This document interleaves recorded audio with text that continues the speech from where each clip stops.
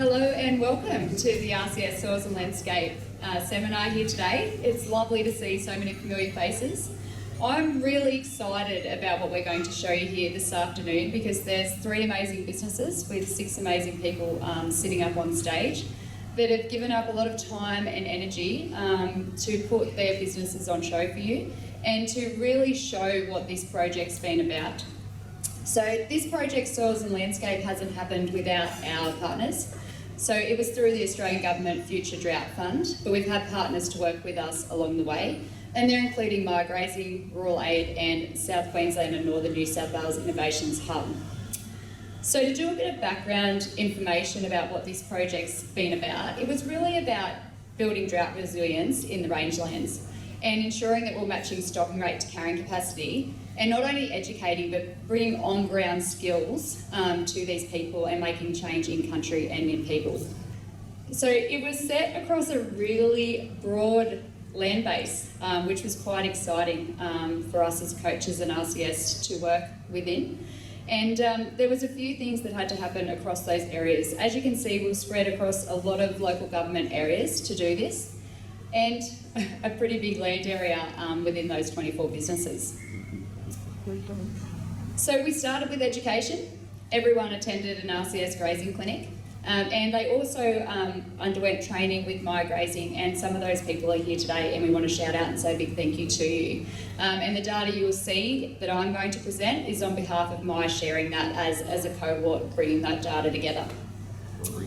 And then the coaches, who were myself, Raymond, Stacey and Andrew Zerner, got to do some one-on-one, on-farm and through Zoom, spread over an 18-month period.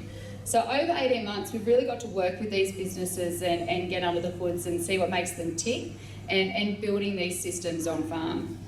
So this is a bit of a map. And the other thing that's come out of this is we actually did them in groups. So they formed producer groups. And within that, they got to interact with each other. I know within our groups, they have a WhatsApp group and they're sharing that information and they're building that confidence within the team that they've got. And we're hoping that will go on beyond the project, that they've got these people that they can tap into as a support network now, they've built a rapport with, and they've shared some of the insights into their businesses and their lives. I really like data. But when you're trying to pull a data set into a bit of a snapshot, it's really hard. So this is a broad brush, okay, but I'm going to try and give you some of the nitty-gritty in behind it.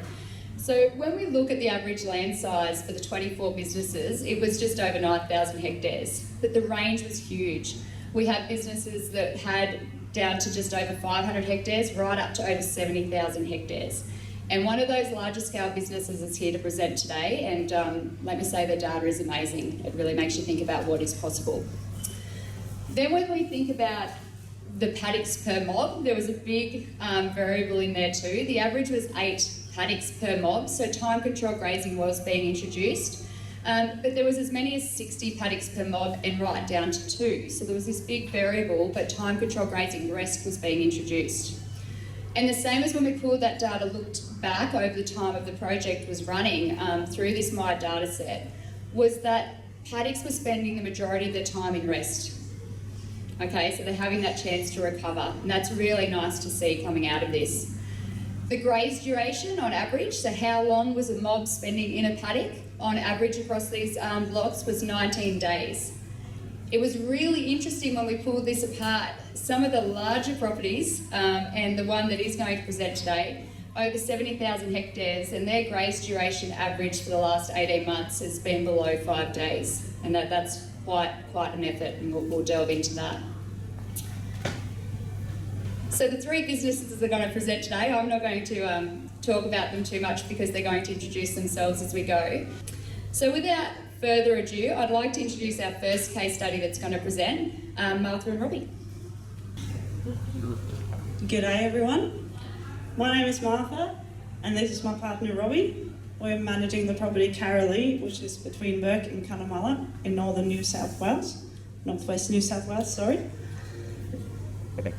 12 years ago, I was sitting at my office desk in Norway's capital of Oslo, working as a journalist and making a living out of telling other people's stories. One of my favourite questions were, Where do you see yourself in 10 years? Little did I know then that I was going to move across the other side of the world, managing cattle and improving landscapes 10 years later. Back then, my knowledge of Australia was quite limited. It consisted of spiders, snakes, and I thought the whole country was a desert. The map in the background here is pretty similar to the one we used to have at school, and no wonder I thought the whole country was a desert. There's not much green there. It wasn't until later that I realised that many of these deserts and degraded areas are in fact man-made. After spending a year and a half working in ag in New Zealand, a sense of adventure brought me to Drought Station in the Pilbara, Western Australia, where I worked for 5 years. During this time, Robbie and I met, and I also realised that not all of Australia is a desert, although the Marble Bar country is pretty close. Whilst at Yarrie, we got interested in grazing and land management and what we can do to improve our country.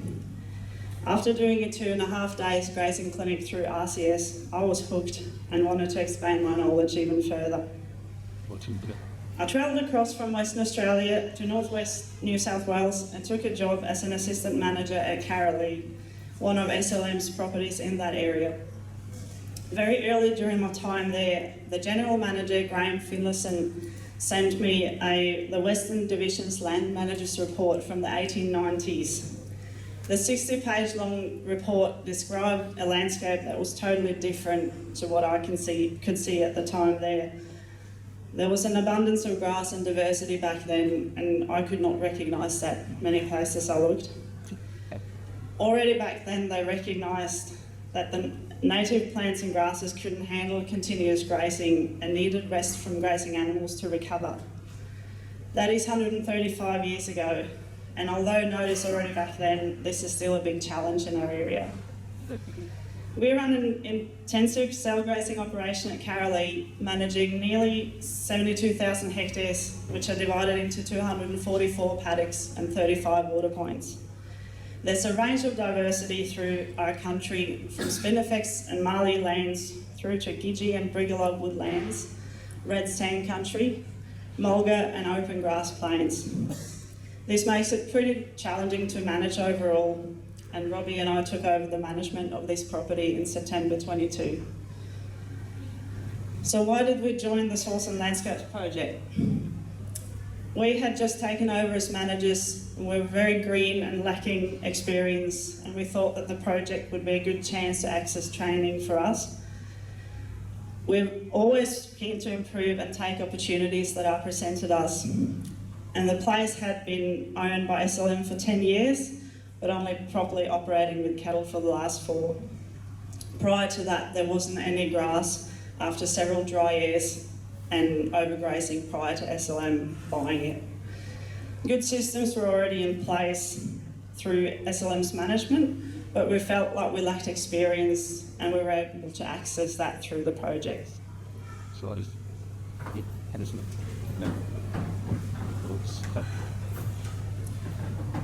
What changes have we seen since joining the project? We have become a lot more confident when feed budgeting and planning our grazing. We're always looking ahead to know when we have opportunities of stocking up and when we need to sell cattle. We've learned a lot from our coaches, George and Raymond Stacey. We have focused on longer recoveries in paddocks to improve and foster diversity. There are no reliable seasons in our area, which can be challenging to manage by. We can get rain at any time of the year, but it can also not rain at all.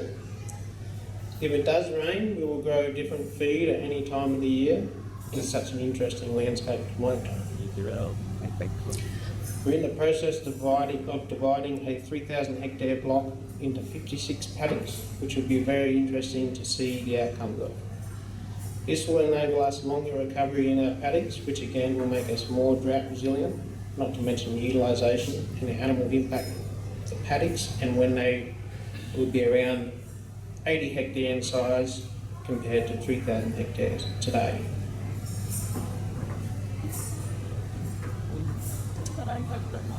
The project has improved us as managers. We've broadened our knowledge and learned a lot from the courses we've done.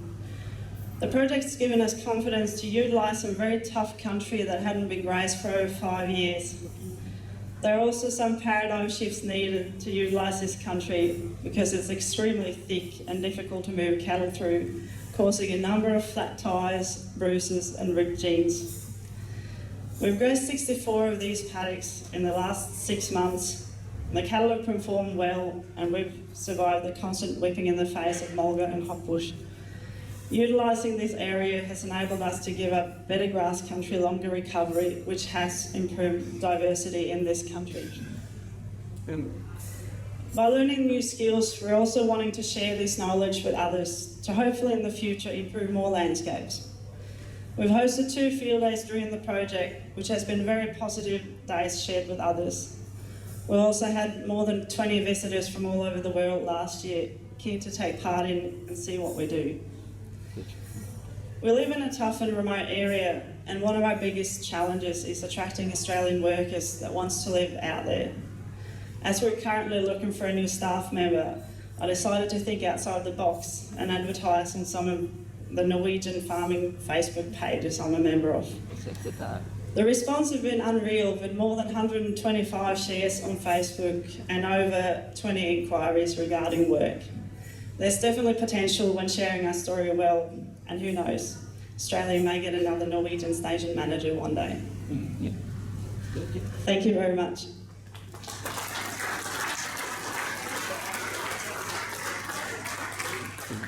So maybe for those that are finding staff hard to find, maybe there's a little bit of a tip. We need to go outside Australia, potentially. Guys, just ask a question while you're up here. You guys in this project have the largest land area that you're managing, also the largest number of paddocks. How often are you guys moving in the growing season or those periods of growth as they're intermittent? And how many paddocks are you putting off a water system at the moment?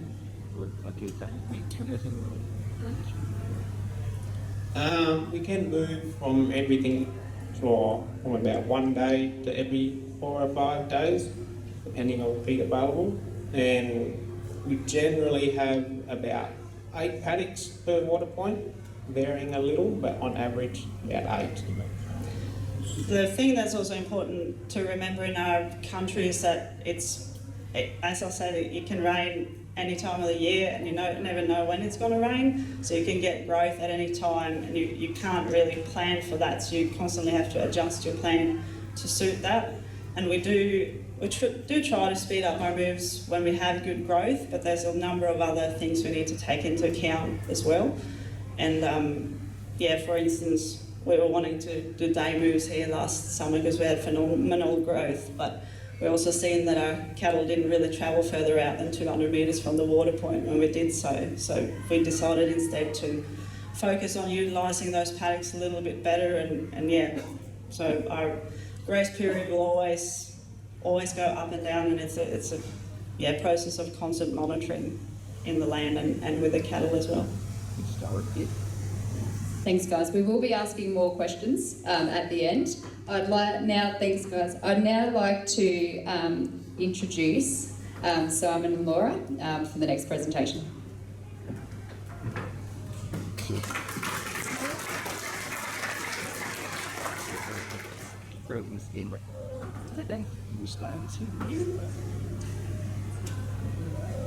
Hi, my name is Laura Fritz and this is my husband Simon.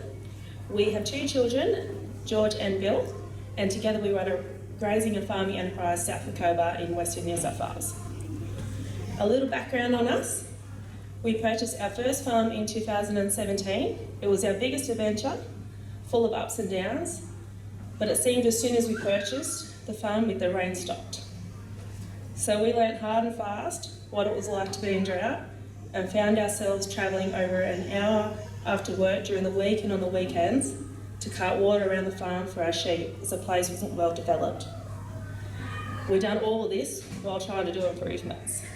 There was blood, sweat and tears, but it was character building, and immediately we knew that we need to be drought ready for the future.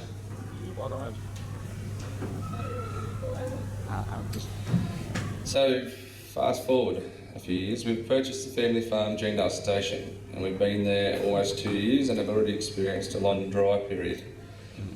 Geandale Station is 8,640 hectares. We're in a semi-arid climate with 368 mils of rainfall. We're a dog breeding business with a focus of fattening lambs, and since coming along the RCS journey, we've also introduced trade cattle and adjustment cattle into our business. We started to get interested in RCS courses because we wanted to build our knowledge, better our business and meet like-minded people. We first heard about RCS through a field day that was happening not far down the road from us. Since that field day in 2022, we've completed the Farming and Grazing for Profit School, and we've also been fortunate enough to be part of this project, the Soils Landscapes Project, which has enabled us to do 2 grazing clinics, have access to Maya software and one-on-one coaching with an RCS advisor. Following these, we came home with lots of ideas and then just needed to work out how we could achieve them, all financially and timely. The course taught us the importance of water quality and the distance stock should have to walk to reach it. Geandale is well watered by earth dams, however at times we do run out of water in some paddocks. A large project at Geandale is to have a gravity pump-fed looped water system in troughs, allowing us to utilise our paddocks better, which should in turn improve our water quality, save on evaporation, prevent stock walking into dams, and hopefully save us a lot of time and stress.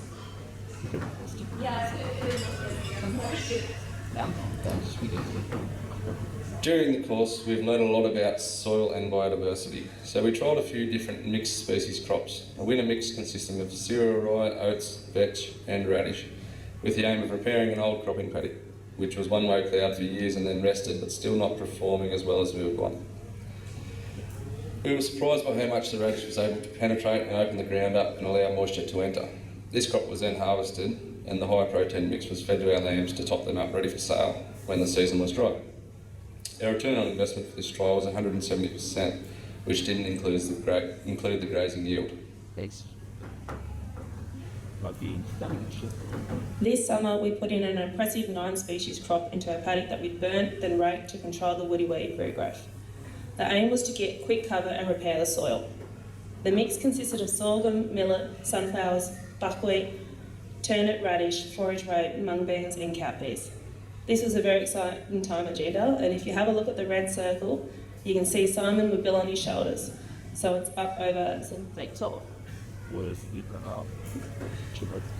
This crop was not harvested, only grazed to fatten lambs. This is because we were focusing on repairing the soil and managing ground cover on this paddock.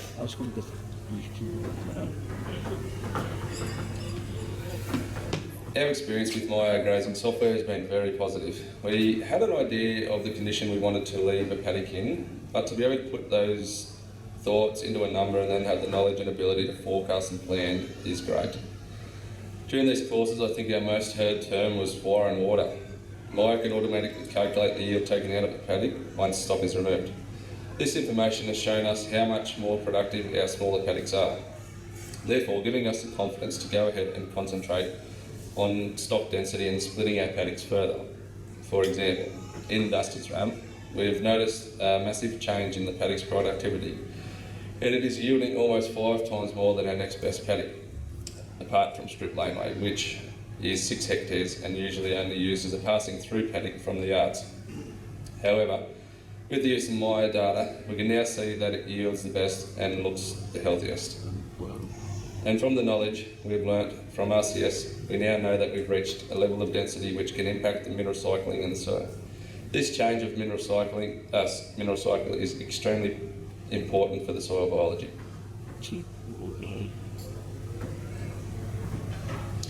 We aren't in an area that has a specific green date, so we need to have systems in place like a feed budget and secure water. We're very grateful for RCS has given this opportunity and encourage others to go out and seek further learning. Laura and I both did industrial trades, and you don't do a trade without being trained, so why should agriculture be any different? Thanks for taking your time to listen to us today.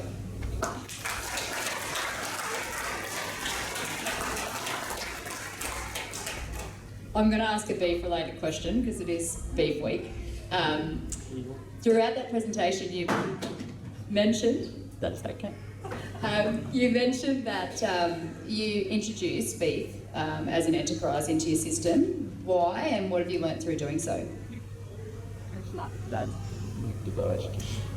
Well, we started off with just a small mob of trade cattle, and we just wanted to see what they'd eat and how the country would react. We found that they ate different grasses to what our sheep were eating, and we were pretty excited about that, and just to see how they'd break up the harder ground.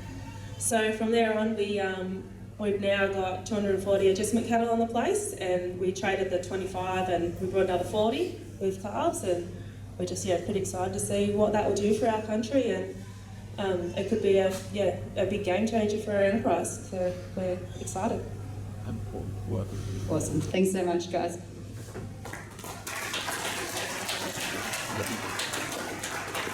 And our last case study that's going to present today is Fred and Cath from just north of Roma.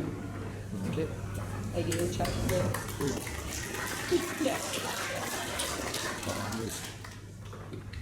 G'day, Fred and Cath Clark. So we're based about 20 k's northwest of Roma on about 2,400 hectares. We run a breeding operation primarily with, we aim to have grey Brahman breeders with some Palgrove Karalee over the top.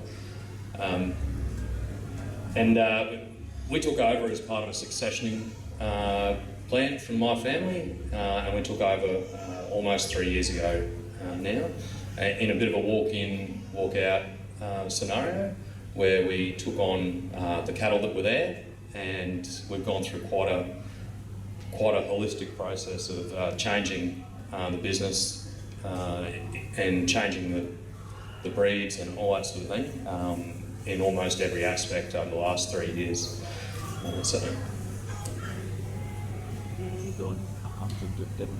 So the first question, why did we join the project? It's actually really simple. We were looking at ways to cut some costs, and we already were using Mire. We'd started using it, and after finishing the Grazing for Profit course, we were told this project was running for 2 years, and the upfront cost was $1,500, and we'd get a second year of Mire for free. So me being the tight ass that I am, that seemed like a pretty good deal to me, and there was some coaching thrown in on top. I've got to say, or we've got to say, that's been the least beneficial thing out of it. And I mean, it was beneficial, but we got so much more from the project. It's so much more than just a dollar figure. Mire's great, don't get us wrong, but the coaching and the support that we've had through the last 2 years from Raymond in particular, it's just been pivotal to us getting through the last 2 years, particularly 2023, which was a really good lesson in every way. The photo on the left is an example of what we've been able to achieve. That's a part of one of our paddocks that's preferentially grazed, and we set that up as one of our site monitoring points. And the first photo is at the end of our growing season last year of about 2 weeks. And then we used a little bit of wire to keep cattle off that, to introduce rest. And you can tell that by the end of last year, nothing really had happened. We'd taken a little bit more out, but keeping that rest going and getting the rain that we've had over the last 6 months has transformed our place.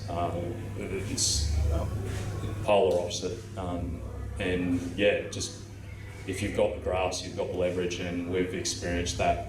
We've gone from having very little grass and getting rid of cattle to having all the grass and all the options, and it's awesome. It's a great feeling. This is a really busy slide, so apologies for that, but for those who don't know me, and there's a couple of people who know my background in the audience, I'm a bit of a data nut, and the image on the right is how we look at our decision making now through the framework that we've learned through this project. But it's a framework, not a prescription, so we're able to apply it to our situation. So what a few of the changes that we've implemented during the project. So we've introduced decision dates, which allows us to remove all emotion from destocking decisions and restocking decisions. We're able to make decisions weeks in advance of even getting the cattle in the yards, and it's made it much easier when everyone else around you, people that you trust and rely on, they might be suggesting that you're going too early or going too hard, and that's really helped us, and we've taken advantage of that, and it's paid off financially as well. We've introduced site monitoring and feed budgeting.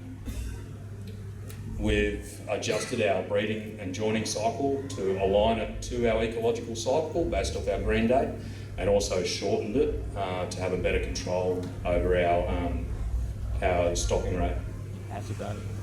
We've created an additional 5 paddocks through subdivision, and we've increased our access to trough water, getting a lot more of the place within 1.5 kilometre of a trough for that, decreasing that walk to water, and also improve our drought resilience, as last year all but one of our surface dams went dry. So over on the left is a bit of an example of what happened to us last year. So we missed our green date on the 16th of December, which we'd already pre-planned what we were going to do because of that. So we shortened our joining period to sort of force our cows to work a bit harder and cull the ones that didn't. We missed our critical date number 1 in January, and we had our cattle in the yard for branding and joining. And we were able to look, the 4-day forecast is pretty accurate, so we were able to look 4 days ahead, see if we were going to get 5 inches of rain, which we definitely weren't. So before we even started our joining period, we cut our breeding herd by 25% and took advantage of the prices in January last year, which, as we know, was significantly better than they are even now. We missed our second critical date in February, which triggered our early weaning, and we ended up weaning about a week after the rain started falling, and we weaned at 165 kilo average, which is really small. But what we achieved through that is we were able to sell our weaners at $5 for steers and $4 for heifers, which was awesome. And we maintained our breeder condition, which was really important to carry them through the dry year last year. You can also see what's changed in our season. We hit our green date in November this year, and it's given us all the options in the world, which, like I said, it makes this an enjoyable job rather than a hard one. Here's some infrastructure stats that we've done, and the blue shows the area that's within 1.5 kilometres of a trough now, and that's been a bit of a game changer. If we hadn't done that, basically the whole, probably 75% of the place, we wouldn't be able to graze by October last year, simply because you wouldn't have had water in those paddocks.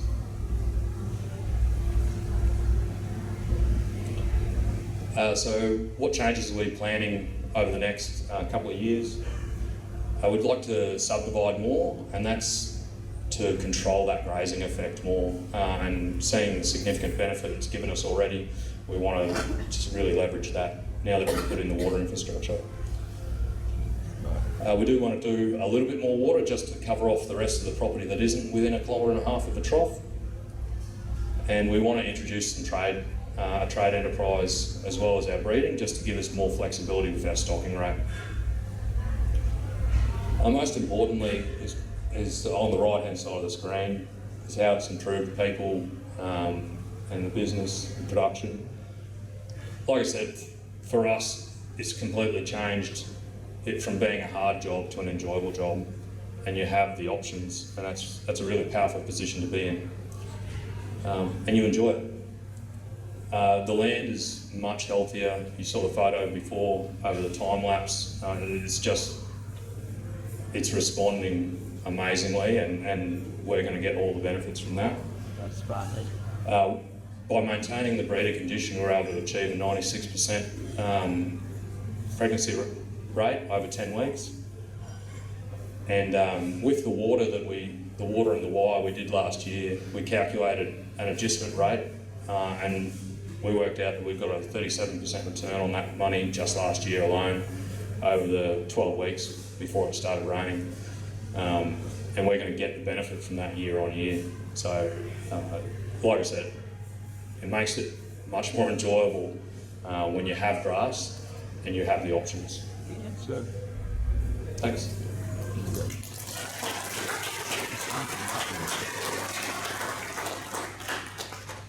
Something Fred didn't mention is that these guys work off farm, have been building a house and to live on the property and juggling quite a few things. My question to you is, how do you plan the infrastructure development and dedicate the time needed to run the business that you guys are?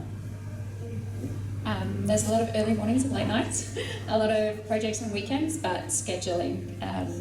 Fred's ex-military and can plan to a T. Plus crossing over calendars with joint calendars, and yeah, just using Maya, knowing where we are, knowing where we're trying to get to, and being able to plan a few months out in advance is really helpful. Yeah, and be patient. Yeah. Cath isn't joking. We had a Zoom session and to meet the panel before presenting today, and Raymond actually happened to be on farm doing a coaching session with Fred and Cath, and in the background we could see this epic whiteboard, and I mean epic. And Raymond sort of pulled it closer and let us all have a look, and if you want lessons on planning, I think Fred is your man. I've never seen anything like it. It is military style. And you definitely know where you've been, where you're at, and where you're going. So, well done. We're just going to reshuffle the stage, and we're going to get into a bit of a panel interview.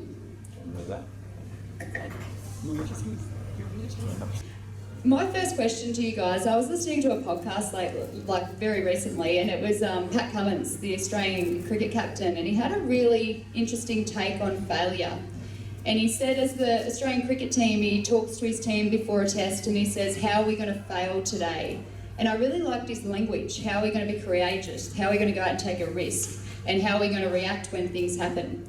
So the question I'm putting to the panel is, what's the biggest failure that you've had during the project, and what has it taught you, and how have you responded?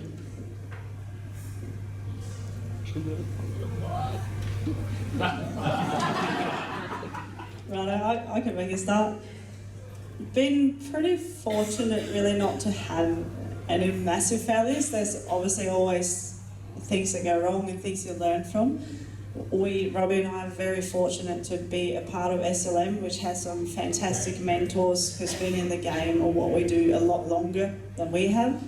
And without micromanaging it by any means, they've kind of explained what can go wrong and how we can avoid that to get the best outcomes that we can. So we've been very onto that. And also probably before really the project started, I did a grazing for profit school with David in Broken Hill, and that was also before Robbie and I took over management, and I don't think our cattle were quite right. There was a lot of improvement to be done there, but David just made it very clear by showing some videos of very unhappy cattle, and to me that looked like our cattle at the time, and we have addressed that since, and got a lot of benefit out of that.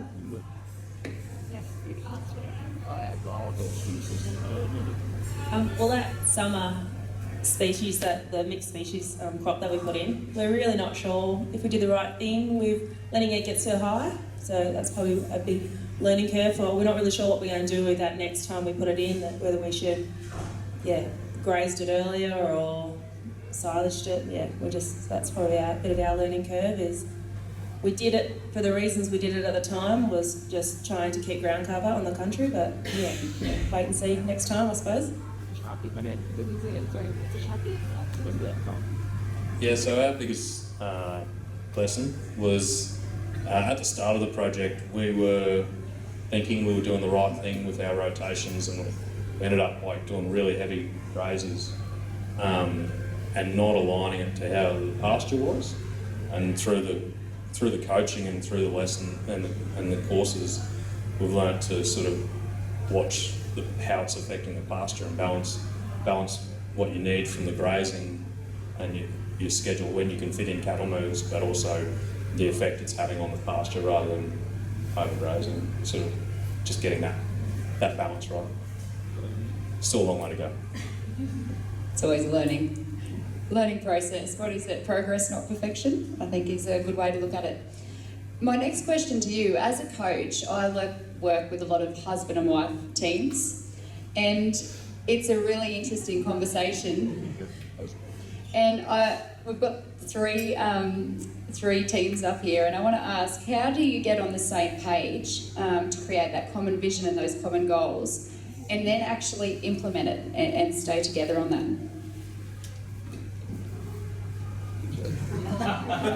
Right, I'll make a start.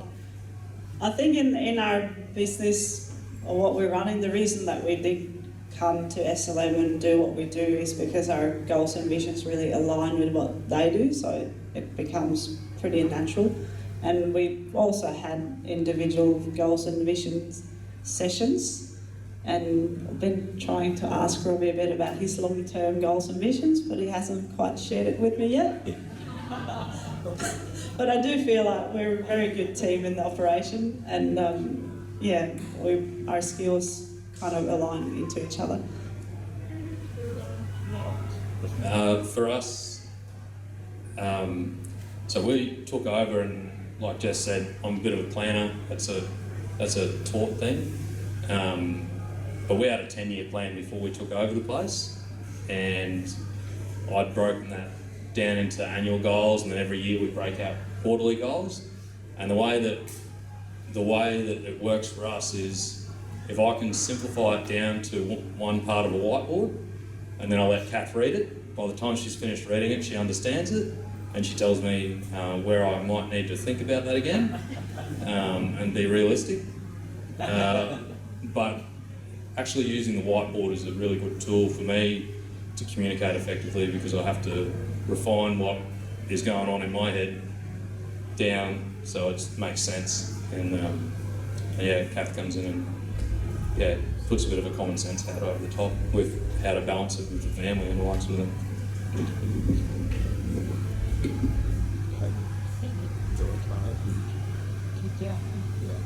I could probably take a leaf out of Fred's book with the whiteboard to get stuff out of my head, but I think we're a great team because we just communicate so much. Yeah, like I'll come home every smoke at lunchtime, whatever, and there'll be something else popping in my head, but it's always coming out. We're always talking about it with each other. We're always going over things, making plans, and I like to do plans quite early in the morning, and it doesn't work sort of in the household, but it eventually gets you out on the table, and it just it all comes together eventually, I suppose. Yes. That's a great segue into one of the first questions that we've got in here. When you get up in the morning, what is the first thing you consider when you go about your day? Coffee? I'm hearing you, Cath.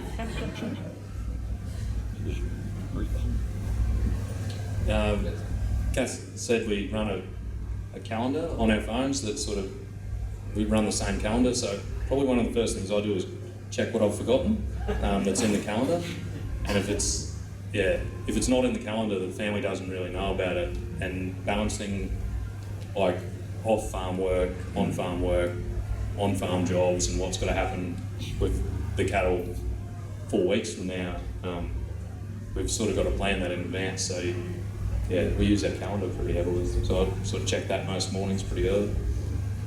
I totally agree. Colour coordinated Google Calendars are changing relationships, I believe, and making them stronger in our household anyway.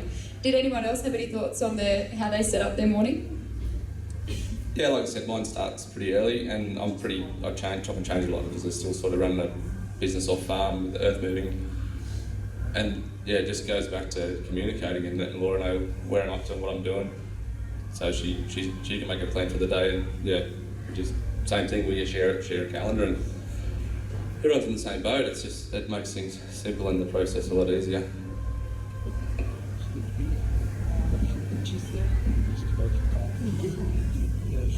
So what I do first when I get up most mornings is go for a good run, clear my head.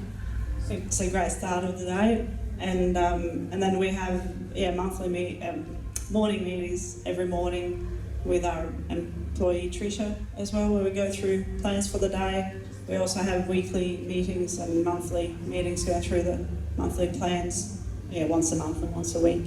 So trying to make sure everyone's on the same page. And I can very much relate to what Fred was saying before, that I tend to plan way too much.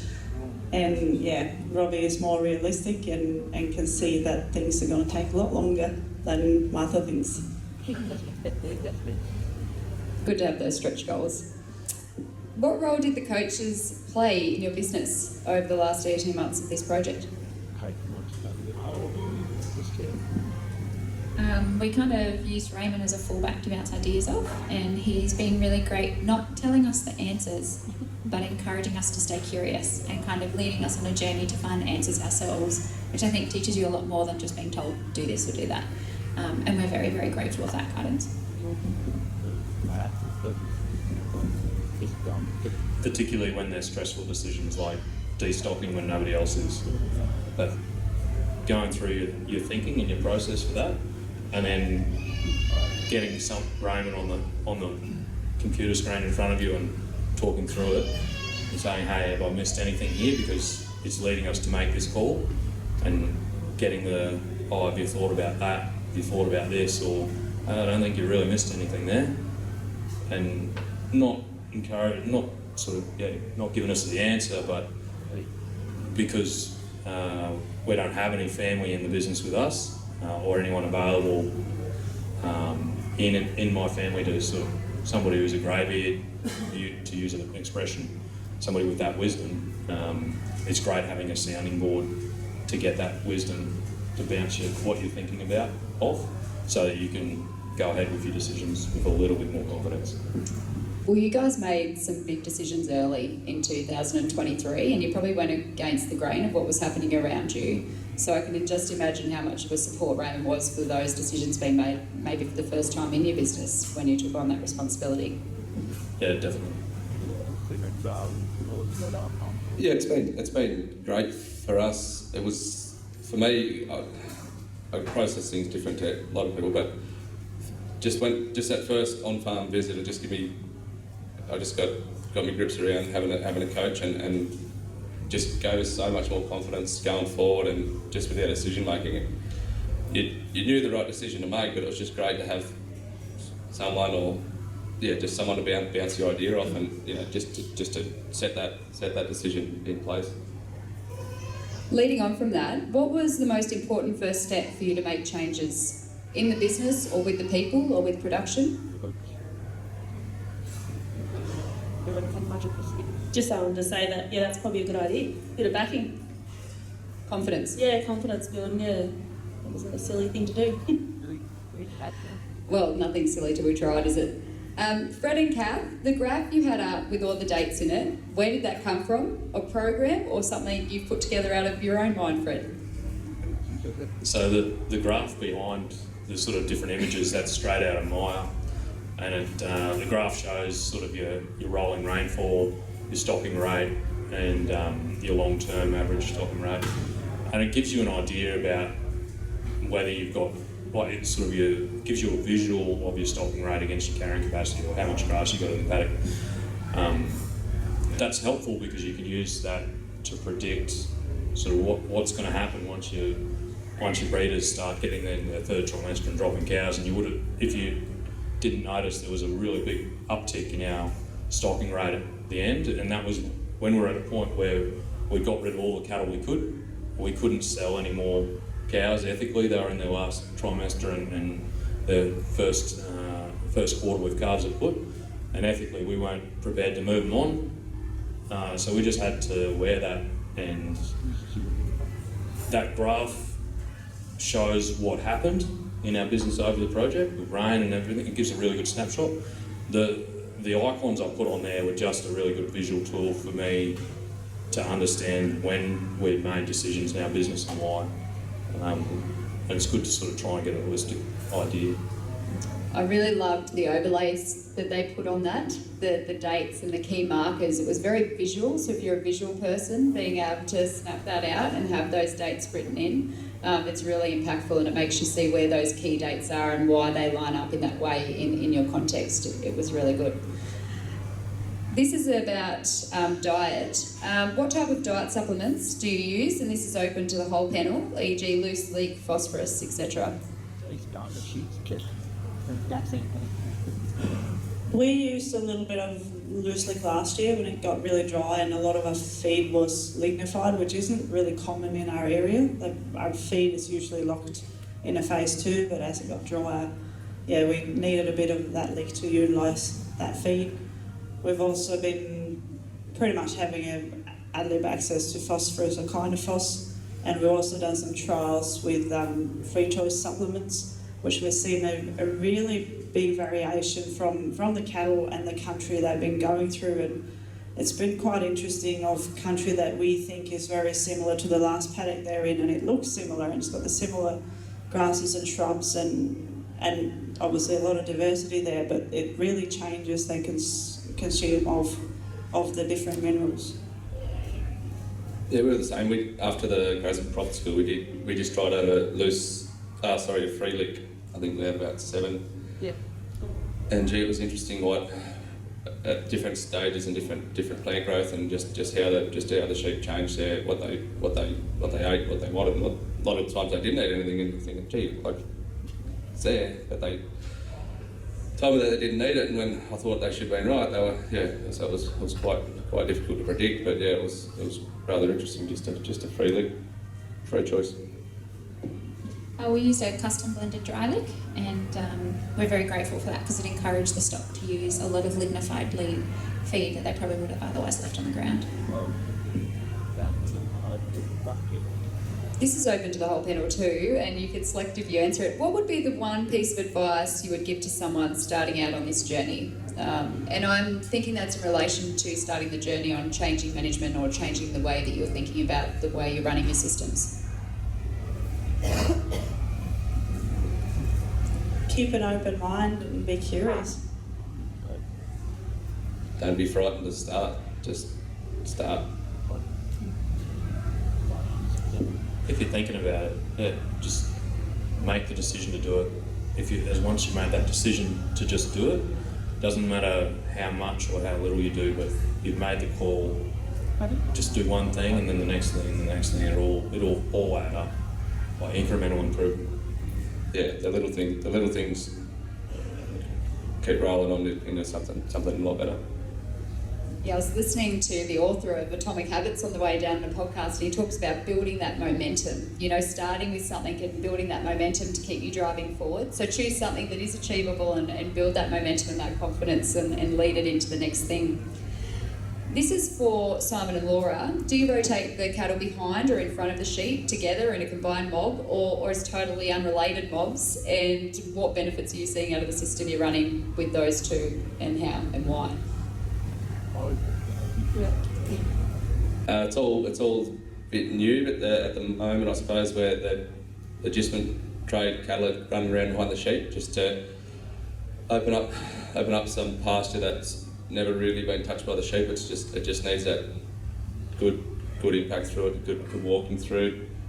But they'll go at times. They'll be mobbed together. Depends what's happening with the stock work and where they're going through the yards, and it's a lot of nothing set in stone. I'm just going to play it by ear, I suppose, and it's just trialing a few things and having a look see and see what happens.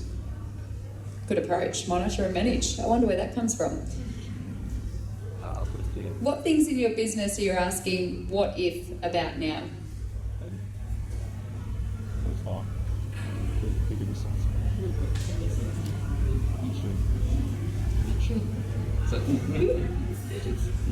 That's a big question. It takes a little bit of reflection. Like, what if? Where's the next thing we could go to? What if we do this?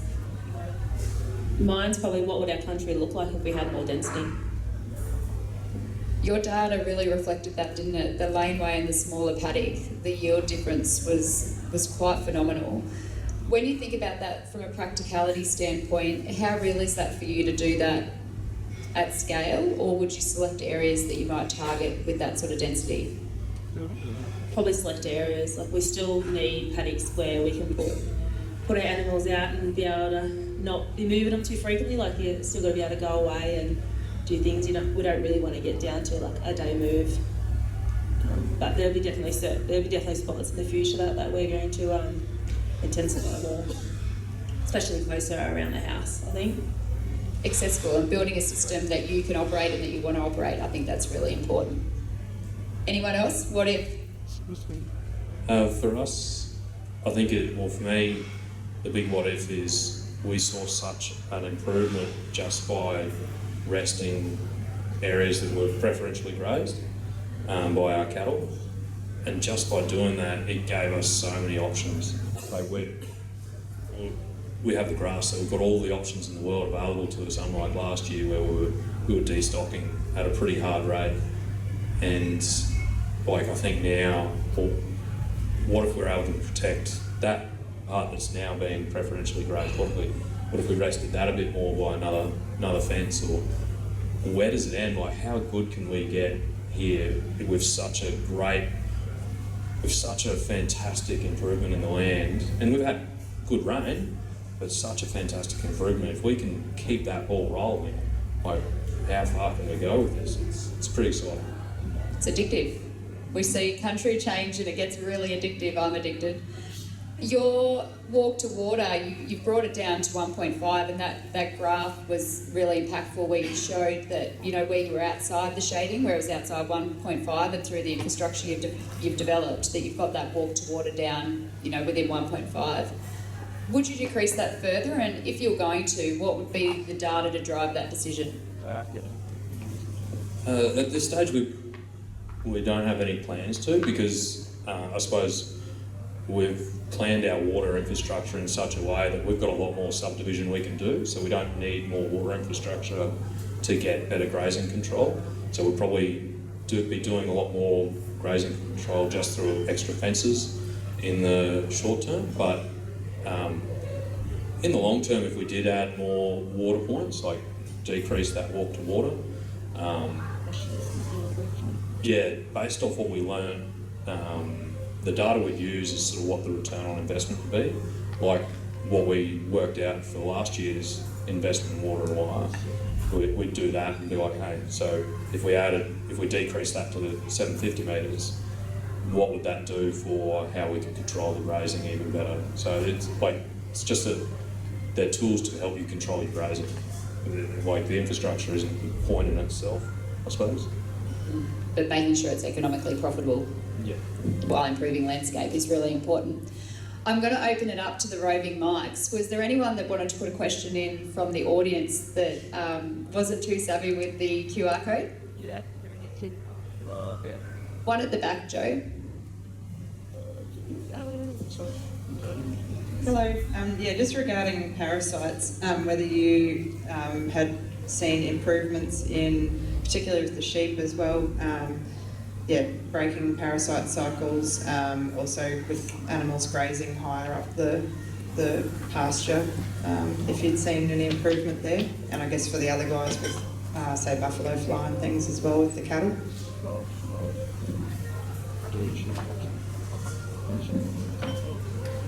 Yeah, we had a pretty tricky run through 21, I suppose. It was on the back end of 20. It was pretty wet, and we sort of got in a pretty shitty sort of position. But once we got our rotation right, I just wish back then we had cattle there as well to break that cycle with the sheep, with the worms. That was our main issue. But I do believe we would have that under control now, well and truly by more control. I'm just going to go back because I think Martha has a very good answer for the what if for me. Oh, sorry, that's putting a lot of pressure on you, isn't it? More so than the others. What if for you guys? It's already quite an amazing operation with over 70,000 hectares, over 200 paddocks. There's a lot going on. What if for you in that business? I just needed a little bit of extra time to think before. I think for us, what if we were able to help others in our area to improve, and not saying that they have to turn into a big cell racing operation like us, but if we could improve some of the land around us as well, and that would lead to a lot more vibrant communities and a lot more people out where we are. It's not that many people out there and yeah, really boost that community and yeah, I think that would create some really good outcomes long term for our area. Vibrant communities, and that's how we attract staff, isn't it too? It's not just the properties, but it's having that community to bring them into is really important. We're going to wrap up now. I know that there is more questions that haven't been answered that have come through. What we would like you to do is we're inviting you to stay, mingle. These people are going to be here, and also Raymond Stacey was here, who was also a fellow coach in this program. So if you have project or specific questions for the panel, please stay. You'll also see on that QR code that there are more questions below, and we'd like to get your feedback. So it will only take a couple of minutes, so while that QR code's open, if you could please answer. And I'm not letting you guys go without thinking for yourself. So when we're coming, and I think we go and we watch seminars and we go to courses and we build this knowledge and we listen to other people's stories, which is really important. But I'd like you to think now, what's the one thing that you're going to take from this and that you can implement when you return home, and what's that action going to be? And you'll probably stick to it if you actually share it with the person beside you. So if you're filling in that survey and you're thinking about the one action you're going to take away, share it with someone else, and that way we're being held accountable and we're putting it out and we're setting our attention to it. I'd like to say a huge thank you to Raymond, also to Joe. Joe, off to your right, has been the project manager for this project, and there's many hours that go behind a project and managing it well, and making sure not only us as coaches but also the people that are participating have such an amazing experience and are able to make this change on ground. So I'd like you just to help me in giving Joe a round of applause, please.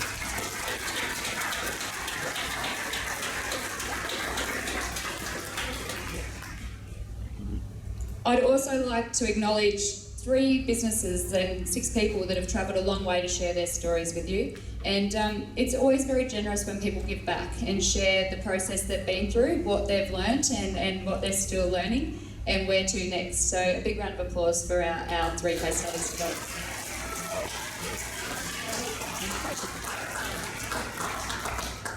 So answer those questions and please stay and mingle, and I look forward to chatting with you all over at the side. Thank you.